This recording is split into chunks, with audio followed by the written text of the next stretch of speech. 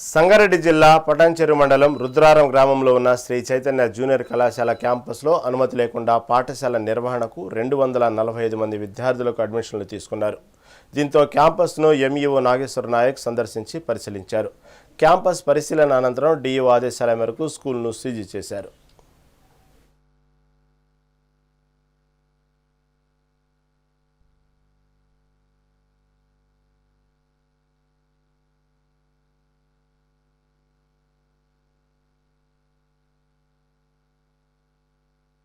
పటాన్చెరు మండలము రుద్రారం గ్రామంలో ఉన్నటువంటి శ్రీ చైతన్య పాఠశాలను అనధికారికంగా నడిపిస్తున్నందుకు ఈరోజు సీజ్ చేయడం అనేది, ఇందులో 6 నుండి 9వ తరగతి వరకు అడ్మిషన్స్ తీసుకుంటున్నారు. ఇది 17వ తేదీ నుంచి రీఓపెన్ చేస్తామని చెప్పేసి అంటున్నారు.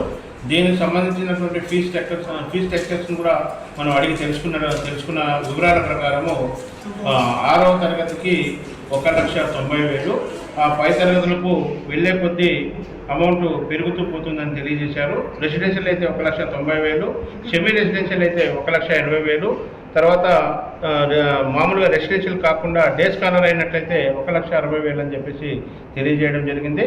కాబట్టి దీనికి ఎలాంటి షిఫ్టింగ్ పర్మిషన్ కానీ లేకపోతే మా నుండి ఓపెనింగ్ పర్మిషన్ కానీ లేకపోవడం వల్ల ఈ పాఠశాలను మేము సీజ్ చేయడం జరుగుతుంది. ఎంతమందికి అడ్మిషన్ ఇప్పటి వరకు దాదాపు 245 మందికి అడ్మిషన్స్ ఇచ్చామని చెప్పేసి వారి యొక్క మౌఖిక ఆదేశానుసారం మేము తెలుసుకోవడం జరిగింది.